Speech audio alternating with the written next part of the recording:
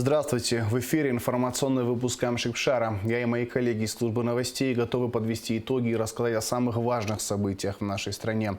И сегодня в выпуске. Аслан Бжаня представил личному составу МВД нового руководителя. Республиканский центр повышения квалификации и переподготовки при АГУ проводит курсы для учителей общеобразовательных школ. Государственный музей Абхазии пополнился новыми экспонатами. На улице Абазинская начались работы по укладке асфальта, которые планируется завершить в течение недели. Президент Аслан Бжаня провел заседание Совета Безопасности. На повестке дня вопросы эпидобстановки и предложения по совершенствованию деятельности органов внутренних дел. На заседание был приглашен министр здравоохранения Эдуард Будба, который доложил членам Совбеза об эпидобстановке в республике и мерах по противодействию коронавирусной инфекции. По информации главы Минздрава, ситуация с COVID-19 остается сложной. Спад заболеваемости не наблюдается. Среднесуточные показатели за последнее время не изменились. Растет и число летальных случаев. Министр также проинформировал, что заполняемость ковидных стационаров не изменилась, а течение болезни проходит сложнее. При этом Эдуард Будба отметил, что медучреждения обеспечены всем необходимым перечнем медикаментов и средствами индивидуальной защиты. Есть сложности с дорогостоящими препаратами Артлегия и Актемра. Министр также сообщил, что темпы вакцинации граждан снизились. Эдуард Будба связывает причины роста заболеваемости с игнорированием населением ограничительных мер. Глава государства сообщил членам Совбеза, что будет обсуждать с высшим руководством военного ведомства России вопрос дальнейшего нахождения мобильного госпиталя в Абхазии. Члены Совбеза обсудили и другие актуальные вопросы. Будба Вальтер Сергеевич назначен министром внутренних дел Абхазии. Соответствующий указ подписал Аслан Бжаня 6 декабря.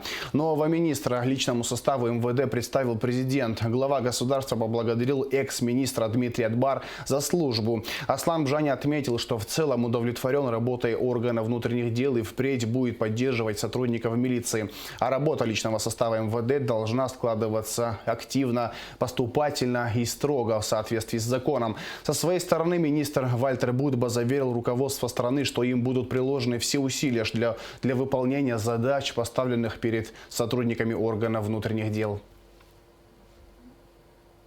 Хотел бы поблагодарить бывшего министра внутренних дел товарища Дбара, поблагодарить исполняющего обязанности за эти 1,5 месяца дважды исполнял обязанности генерала Ажеба. Какие требования к милиции? Кроме того, что мы с вами знаем, кроме того, что прописано, кроме того, что закон обязывает, или в рамках того, что закон обязывает, значит, действовать надо наступательно. Инициатива должна быть всегда на стороне сотрудников органов внутренних дел. За вами право, за вами в большинстве случаев правда, и вам нужно действовать решительно там, где обстоятельства того требуют. Не бойтесь быть непонятыми. Это совершенно не означает, что мы будем поощрять беззаконие со стороны сотрудников милиции. Нет, все должно быть в рамках существующих законов и правил. Защитить всегда сотрудника милиции, который действовал в рамках закона, мы сможем. В этом вы можете не сомневаться. Поэтому еще раз хотел бы сказать, что тот темп, который Министерство внутренних дел, та активность, которая была, мы должны в этом ключе действовать дальше.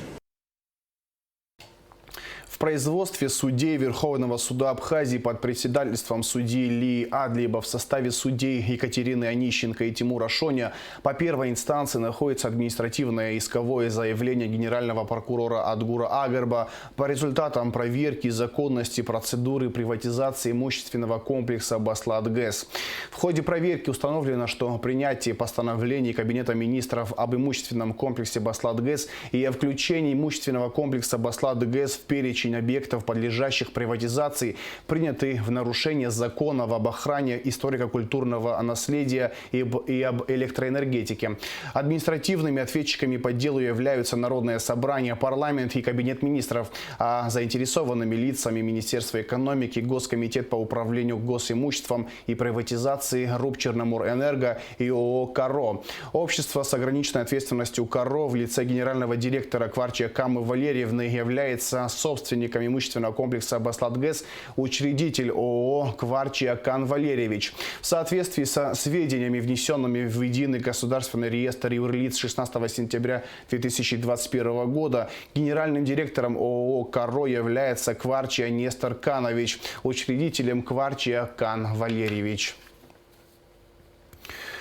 С 6 по 17 декабря Республиканский центр повышения квалификации и переподготовки при АГУ проводит курсы повышения квалификации для учителей общеобразовательных школ. Курсы проводятся по абхазскому языку и литературе и абхазскому языку в неабхазских школах. Это лекции, тренинги, беседы, мастер-классы, практические и теоретические занятия, которые ведут профессора и преподаватели филологического факультета, а также приглашенные педагоги общеобразовательных школ. С сегодняшнего дня мы начинаем установочную сессию. Сессия установочная будет длиться до 17 декабря. Учителя, которые прошли установочную сессию, написали реферат, письменную работу, они получат сертификат о том, что закончили курсы повышения квалификации. После установочной сессии мы продолжаем обучение в заочной форме. То есть обязательной является написание реферата, письменной работы. Вот в таком формате мы будем проводить курсы повышения квалификации для учителей общеобразовательных школ. Целью этих курсов является совершенствование компетенции учителя в области преподавания родного языка и литературы, необходимой для профессиональной деятельности и повышения его профессионального уровня. Ушел из жизни ветеран национально-освободительного движения, общественный и государственный деятель, депутат Народного собрания парламента Абхазии первого созыва, кавалер ордена Ахтапша III степени Клементий Джинджолия. Будучи депутатом последнего Верховного Совета АССР и первого парламента Абхазии, он проявил себя неутолимым борцом за справедливость и благополучие республики, судьба которой стала его личной жизнью. Как вспоминают его соратники и друзья, Клементий Джинджолия был удивительным человеком с непростой, интересной и порой нелегкой судьбой. Он всегда говорил, что у человека есть три вещи, которые делают его человеком. Это страна, друзья и семья. Клементий Джинджолия умел спокойно, конструктивно и эффективно решать самые сложные задачи, добивался максимальных результатов и делал это на протяжении всей своей жизни. Люди доверяли ему и избрали его депутатом нашего парламента. Началась война, он оказался в Гудовутах, очень много сделал для того, чтобы блокадный город Кварчал, шли вертолеты с едой, с вооружением, с оружием. Вот, сам прилетал в Кварчеле, очень много беседовал с людьми, люди ему тогда тоже доверяли, а из его бесед люди понимали, что эту войну мы выиграем. И он вот такую идеологическую нагрузку в себе нес. Другом он был хорошим, он был честным, он был порядочным. Он дружбе не изменял. Вы знаете, он был строгим. Как будто бы казалось, что он капризный, на самом деле он был безупречным, он был справедливым. И мы не обижали. Друг он был очень хороший. И он сумел эту дружбу пронести до конца. Соболезнования родным и близким по случаю смерти Клементия Джинджолия выразил спикер Народного собрания Абхазии Валерий Кварча.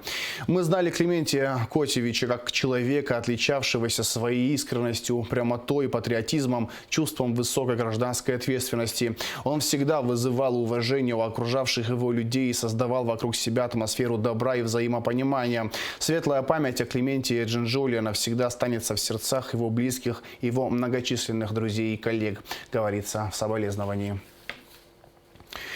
Государственный музей Абхазии пополнился новыми экспонатами. Уникальную коллекцию палеонтологических и археологических предметов музею передали историк Станислав Лакоба и его брат, художник Геннадий Лакоба. Репортаж Алики Трапш. Государственный музей Абхазии давно не пополнялся такими уникальными экспонатами, говорит директор музея Аркадий Джопуа, охотно показывая полученные предметы от братьев Лакоба. Историк Станислав Лакоба сам занимался исследованием эпохи палеолита и проводил раскопки. Найденные предметы он долго хранил у себя дома. И вот теперь решил передать их Госмузею. Среди его находок есть различные керамические сосуды, обломки кувшинов. Это, как он сказал, в селе Бирджинта. Это недалеко от Нового Афона, между Афоном и Шера, скорее всего, так я тоже бывал там. Вот, это из его коллекции, предметы не опубликованные. Есть, это керамика.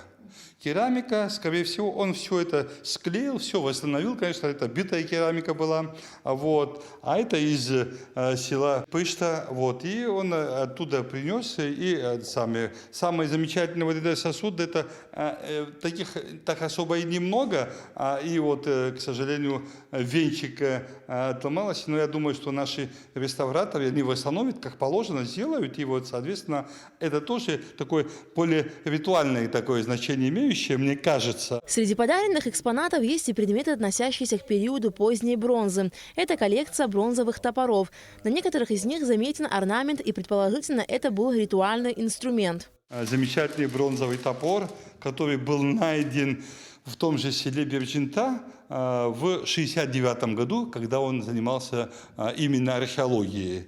Вот. Но я могу сказать так, что эти топоры, бронзовые топоры, они датируются поздней бронзой, то есть это где-то, начинаются от 9 века, 8, говорят, 7, 6, это точно, абсолютно. Здесь же есть коллекция бронзовых топоров, они, в принципе, известны, в Абхазии попадаются часто, но вот этот бронзовый топор орнаментированный, очень хорошо, четко нарисованный предмет, рисунок, и, соответственно, я думаю, что это для публикации, да, это, скорее всего, ритуальный, да, это самый топор, конечно. В Госмузей переданы предметы, которыми пользовались и женщины. К примеру, этот маленький сосуд для хранения благовоний, пряслица, каменный долос, бусинка. Среди полученных экспонатов есть и бронзовый умбон для щита, место находки которого неизвестно.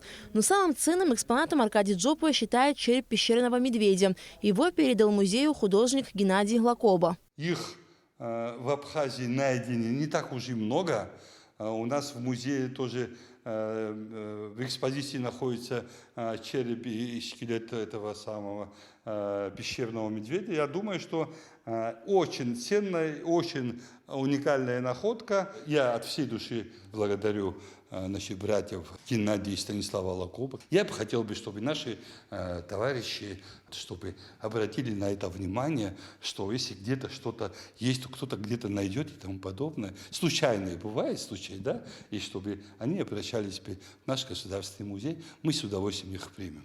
Теперь эта уникальная коллекция палеонтологических и археологических предметов будет храниться в фонде Государственного музея Абхазии. Алика Трапш, Алексей Агухава, Абхазское телевидение.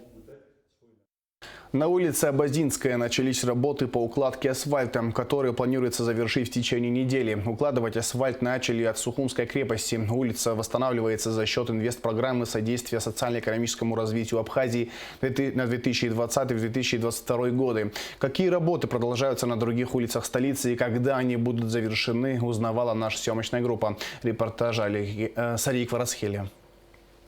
5 декабря на улице Абазинская была проведена комплексная работа по планировке и расчистке территории, чтобы подготовить ее для укладки дорожного покрытия.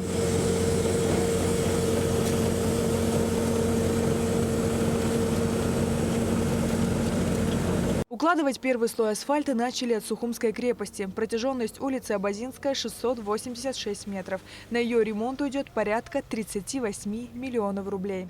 Уже после первого слоя это регулировка поднятия люков, и потом будет уложен второй уже финишный слой. Сегодня они пройдут до улицы Лакоба. Мы уже фактически дошли Сейчас идет раскатка, потом следом пойдет уже второй слой после регулировки люков. На Обозинской заменены коммуникационные сети, водопровод, канализация, ливневые коллекторы и установлены бордюры. Все работы ведутся в рамках российской инвестпрограммы «Содействие социально-экономическому развитию Абхазии» на 2020-2022 годы. Продолжатся работы по укладке бордюрных камней на улице Гулия и Джонуа, после чего эти улицы также будут заасфальтированы. Протяженность улицы Гулия 1200 метров. На ее ремонт предусмотрено 48 миллионов рублей. Улица Джонуа 1350 метров. Бюджет 66 миллионов рублей. Сария Кварасхеля, Раму Камки, Абхазское телевидение. Министерство по налогам и сборам объявило конкурс на должности в новое антикоррупционное управление, создание которого обусловлено исполнением закона о декларировании доходов, расходов, имущества и обязательств имущественного характера должностными лицами и депутатами.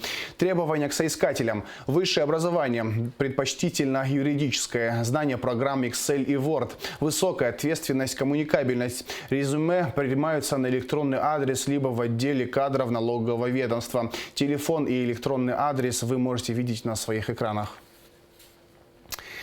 И в завершении выпуска о погоде. По сообщению Гидромедцентра, во вторник, 7 декабря, в Абхазии ожидается облачная с прояснениями погода, без осадков.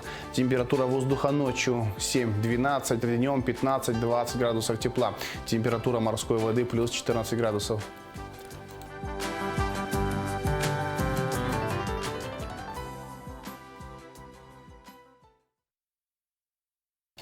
На этом информационный выпуск Амшевшара подошел к концу. Всего хорошего. До свидания.